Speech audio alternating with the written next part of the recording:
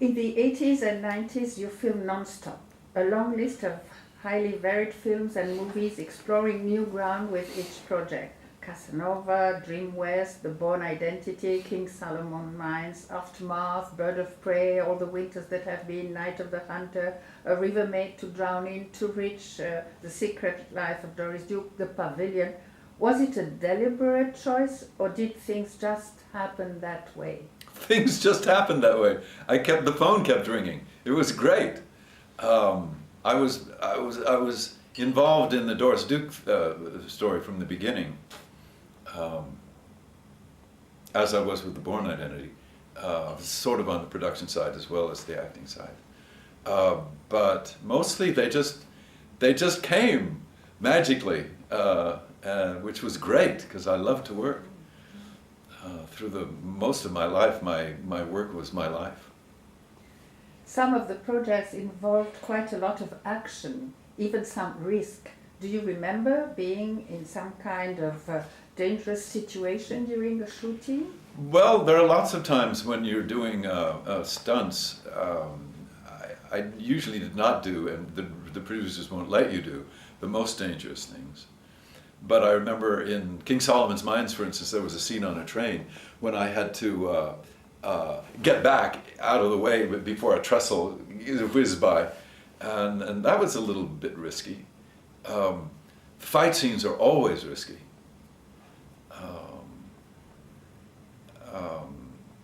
But oh gosh, I remember there was a stuntman in King Solomon's Mines who had to jump from a building into a passing cart, and it was supposed to be me. And he just missed the cart and landed on the ground. It really hurt. I mean, he sort of got up and pretended he was okay, but he wasn't. He did repair himself somehow, but terrible things can happen doing stunts. Island Sun in 1989 was a series you were involved in as the leading actor as well as the executive producer. If Island Sun were to be filmed now in 2011, do you think it would have a better chance?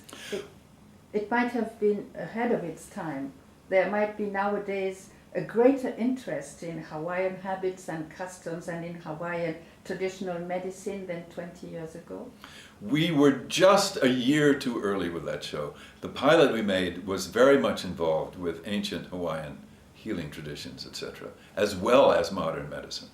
That's what we wanted to do. We wanted to get the mixture of that. They accomplished extraordinary things, these Hawaiian healers. I won't get into it, but they're really amazing stuff, and their connection with nature and the body and the spirit world was amazing.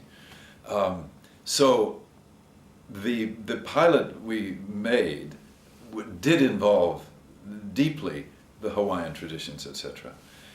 And the network was terrified, and the general sort of, the guy who ran the network, I can't remember his name, found it all rather funny, as a matter of fact, we were told. And I allowed them... movies. No, it wasn't Les. No, it was a previous, it was the owner of the network.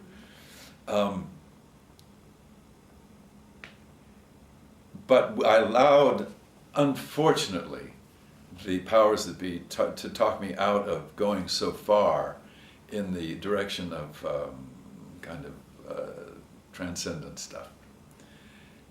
And consequently, the series became sort of Dr. Kildare Goes Hawaiian, which is not what we wanted to do at all. And I was rather pleased when it finished. Allow me a big time leap and 4 related questions. In Brothers and Sisters, a series in which you were featured in 5 episodes, you played a gay character. Do you consider it a significant progress that a show about a normal middle-class American family which featured 4 gay men can now be seen on primetime television in the US? But how do you explain the fact that there were hardly any reactions to you kissing your partner? Does it mean progress, that it is no longer an issue worth talking about? Or does it mean that people are too uncomfortable with the topic to talk about it? Oh no, I think one of the great things about Brothers and Sisters is that they treated the homosexual characters just like people, which of course we are, and didn't make a big thing out of it. Didn't make fun. They were just really interesting people, and I think that's amazingly healthy for the general audience to see, because still in America there's an awful lot of fear involved with gayness and all that, and the fear turns sometimes into cruelty when there's no need for it at all. There's nothing to be afraid of, absolutely nothing to be afraid of. So I think that Brothers and Sisters did a wonderful service by presenting gay characters as what they are, people. In an interview last year, your advice to young gay leading actors who want to have a career, not to come out, caused a deluge of reactions by the gay community. Would you like to add something on this subject? My point was that if you want to be a romantic leading man in films or television, it's best not to confuse the audience by saying, oh, I'm gay. I think it's just not a good idea. First of all, it's none of their business. And secondly, it can interfere with your career. I wouldn't have dared to say I was gay when I was doing things like Thornbirds, for instance,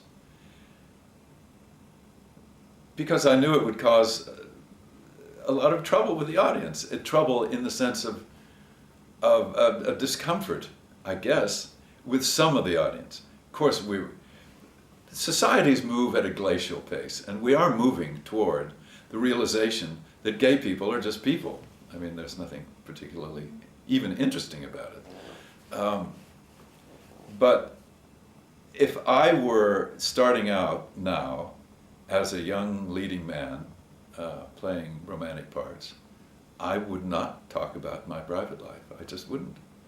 I think I think that the hierarchy in the film business is still somewhat homophobic, and I think that there are pockets in America of homophobia. Well, just watch television sometimes. I mean, watch the news. Why mess with that if you're pursuing a career as a romantic leading man? Not a good idea. A year ago, you filmed in New York We Are the Hartmans, which premiered this year at the Atlanta Film Festival. You played a Willie Nelson type character, the hippie owner of a club in a small community. It was a first for you, wasn't it?